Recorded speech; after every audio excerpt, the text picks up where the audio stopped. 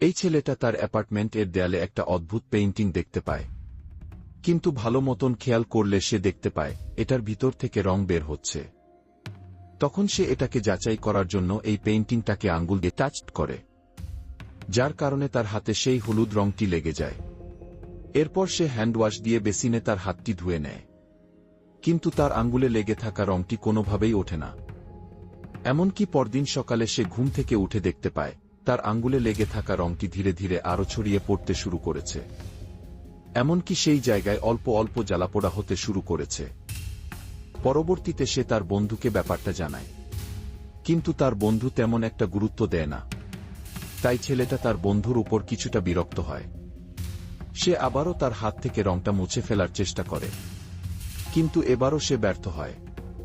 তারপর সে যখন তার রুমের দিকে ফিরে যাচ্ছিল, তখন এক অদ্ভুত মহিলা ওয়ার্কার তার আঙ্গুলের দিকে ইশারা করে তাকে বলতে থাকে, তোমার এই আঙ্গুলটা কেটে ফেলা উচিত। কিন্তু ছেলেটা কিছু বুঝতে না পেরে সেখান থেকে চলে যায়।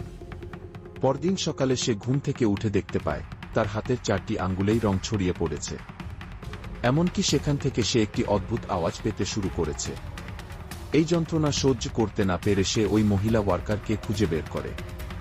তখন ছেলেটির ওই মহিলার ওপর অনেক রাগ হয়, কারণ ওই মহিলা অবশ্যই এই ব্যাপারে কিছু জানে, কিন্তু মহিলা তাকে কিছু বলতে চায় না। তাই ছেলেটা মহিলাটিকে ভয় দেখানোর জন্য তাকে আঘাত করে, যার কারণে মহিলাটি কিছুটা আহত হয়।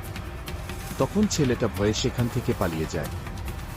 এবার ছেলেটা ধীরে ধীরে পাগলের মতো হয়ে যাচ্ছে, কারণ তার আঙ্গুলের রং ধীরে ধীরে পুরো হাতে ছড়িয়ে পড়তে শুরু করেছে। এমনকি ছেলেটা ওই অদ্ভুত আওয়াজের সাথে সাথে এখন উল্টাপাল্টা হ্যালোসিনেট করতে শুরু করেছে। আর এক সময় যন্ত্রণা সহ্য করতে না পেরে তার হাতে থাকা চাকুটি দিয়ে রং ছড়িয়ে পড়া অংশটুকু কাটতে শুরু করে, যেমনটা ওই মহিলা ওয়ার্কার তাকে বলেছিল। আর অপরদিকে তার বন্ধু ওই অ্যাপার্টমেন্টে তাকে খুঁজে বেড়াচ্ছে, কিন্তু তাকে খুঁজে না পেয়ে হাঁটতে হাঁটতে একসময় ওই পেইন্টিং এর সামনে এসে যায়, যেটা তার বন্ধুকে বশ করে রেখেছে। সে দেখতে পায় পেইন্টিং এর মধ্যে একটা হাত কাটা মানুষের নতুন ছবি অ্যাড হয়েছে, যা দেখে সেও ওই পেইন্টিং এর রংটা ছুঁয়ে ফেলে। আর সাথে সাথেই তারও একটা প্রতিচ্ছবি পেইন্টিং এ তৈরি হয়। অর্থাৎ বোঝা গেল পেইন্টিং আর ওই মহিলা ওয়ার্কারটি শুধুমাত্র একটি ফাঁদ। ক্ষুধার্ত পেইন্টিংটা এভাবেই মানুষকে ফাঁদে ফেলে তার বলি বানায়। তাই অবশ্যই সবাই সাবধান থাকবেন অচেনা বস্তু থেকে। আজকের জন্য এ পর্যন্তই। পরবর্তী ভিডিও পেতে অবশ্যই চ্যানেলটি সাবস্ক্রাইব করে রাখুন।